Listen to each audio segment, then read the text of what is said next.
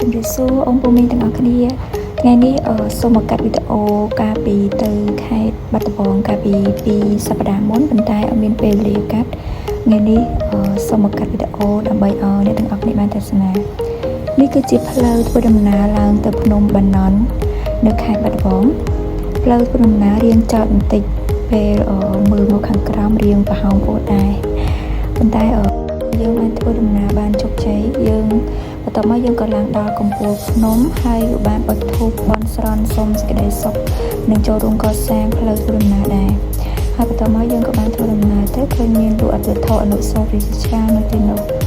មានអ្នកលក់ដូរអីគួរសមដែរដោយសារតែយើងទៅថ្ងៃសៅរ៍អញ្ចឹងអត់សូវមានភ្ញៀវទេសចរអីទៅលេងច្រើនដែរបន្ទាប់មកទៀតយើងក៏បានធ្វើដំណើរចុះតាមចរាចរណ៍ជើងទៅកាន់ល្អាងភ្នំផ្កាស្លានៅតាមផ្លូវធ្វើដំណើរគឺសម្បូរទៅដោយសត្វស្វាច្រើនមែនទែនយើងត្រូវប្រយ័ត្នប្រយែងបន្តិចនៅពេលធ្វើដំណើរតាមផ្លូវនឹងដោយសារតែមានសត្វស្វាច្រើនដណ្ដើមរបស់របរដែលយើងកាន់យួរជាពិសេសក្មេងៗត្រូវប្រយ័ត្នចំពោះគាត់បន្តិចព្រោះដោយសារតែស្វានៅទីនោះគឺកាច់ខ្លាំងមែនទែនវាអាចខ្វាចឬក៏អាចដណ្ដើមរបស់ឬក៏នំចំណីពីកូនរបស់យើងបានអញ្ចឹងយើងក៏បានធ្វើដំណើរទៅដល់ផ្លូវចរាចរណ៍ចុះទៅកាន់ល្អាងភ្នំហើយនេះគឺជាច្រកផ្លូវចូលនៅច្រកផ្លូវចូលហ្នឹងគឺមានធ្វើរូបសំណាកព្រះពុទ្ធរូបជាច្រើនគេធ្វើរំហាយជាជួរគ្នាហើយក៏មានរូបចម្លាក់ជាច្រើនដែរនៅកន្លែងហ្នឹងហើយនេះគឺជាសកម្មភាពរបស់យើងមុននឹង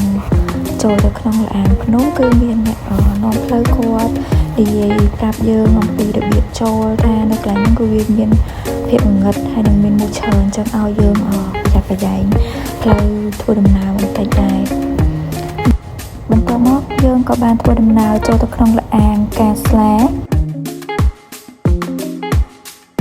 បានជាគេថាល្អាងកាស្លាដោយសារតែមានដុំថ្មមួយនៅពីខាងមុខយើងហ្នឹងវាមានរូបរាងទៅនឹងកាស្លាទៅហើយល្អាងនោះគេដាក់ឈ្មោះថាល្អាងកាស្លាបន្ទាប់ពីមើលនឹងថតរូបបានបន្តិចហើយយើងក៏ធ្វើដំណើរទៅមុខទៀតយើងក៏បានទៅដល់កន្លែងសក្ការៈបូជាយើងក៏បានអត់ធូបសូមសេចក្តីសុខ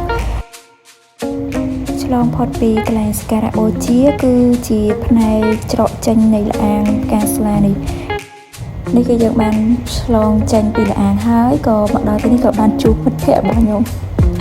មកនៅយាមល្អាងនេះក្រោយពីចេញពីល្អាងភ្នំ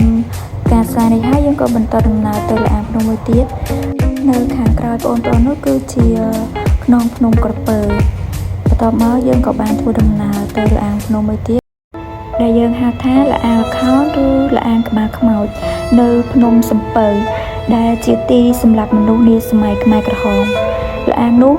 ជាតំបន់រមណីយដ្ឋានធម្មជាតិនិងប្រវត្តិសាស្ត្របង្កប់នូវរឿងរ៉ាវដ៏ឈឺចាប់នៃការសម្លាប់ពលរដ្ឋយ៉ាងរង្គាលទម្លាក់ចូលល្អាងក្នុងសម័យខ្មែរក្រហមព្រះតេជគុណយ៉ានផុនមានប្រជជន68វស្សាគង់ក្នុងល្អាងល្ខោនមានសង្ឃដីកាថាល្អាងនេះក្នុងសម័យខ្មែរក្រហមគេយកមនុស្សដែលពួកខ្មែរក្រហមយល់ថាធ្វើខុសក្រមសីលធម៌ឬក៏ក្បត់អង្គការយកមកសម្លាប់យ៉ាងច្រើនដោយវាយទម្លាក់ចូលក្នុងល្អាងនេះហើយនេះគឺជាមាត់ល្អាងដែលពួកខ្មែរក្រហមវាយប្រជាជនពីខាងលើទម្លាក់មកដល់ខាងក្រោម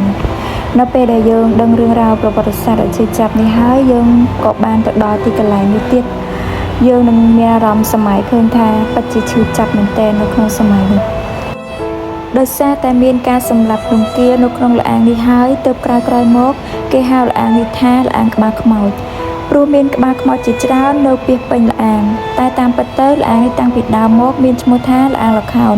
ដែលទាក់ទងទៅនឹងរឿងព្រេងនិទានព្រះចៅរាជកុលនិងនាងរំសាយសក់ហើយនេះគឺជាគ្រោងឆ្អឹងនៃសាកសពដែលគេបានប្រមូលទុកដើម្បីតម្កល់ទុកជាប្រវត្តិសាស្ត្រនិងជាតំបន់ទេសចរ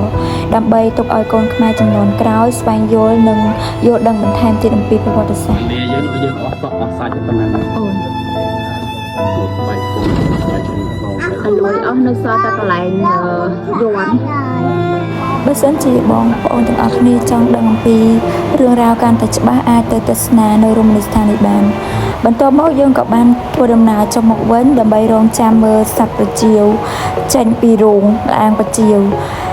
យើងចំណាយពេលចាំរហូតដល់ម៉ោង 5:40 នាទីល្ងាចទើបសត្វប្រចៀវវាចេញពីរោងល្អាងប្រចៀវចំពោះការចូលទៅទស្សនាភ្នំសំពៅនេះគឺតម្លៃសម្បត្តិគឺសមរម្យទេចំពោះការធ្វើដំណើរដោយឡានហើយចំពោះការឡើងភ្នំសំពៅនេះគឺជួលអ្នកដែលគាត់រកស៊ីនៅទីនោះទៅគាត់មានសេវាជួលដំណើរឡើងភ្នំចំពោះមនុស្សធំដូចជាតម្លៃម្នាក់ 10000 រៀលហើយចំពោះក្មេងៗគឺអត់យកលុយទេចំពោះថ្ងៃដែលខ្ញុំទៅគឺតម្លៃប៉ុណ្ណឹងគឺវាសមរម្យមែនទែនគេជួលដំណើរយើងទៅកាន់គ្រប់កន្លែងនៅតំបន់លើភ្នំសំពៅនោះគ្រប់ល្អាងភ្នំគ្រប់តំបន់ទេសចរទាំងអស់បន្ទាប់ពីមើលសត្វប្រជាជនពីអាងហើយយើងក៏ទៅរកកន្លែងសម្រាកហើយនេះជាទេសភាពពេលព្រឹកព្រលឹមនៅមាត់ស្ទឹងដងស្ទឹងសង្កែខេត្តបាត់ដំបងពិតជាប្រេះមែនទែន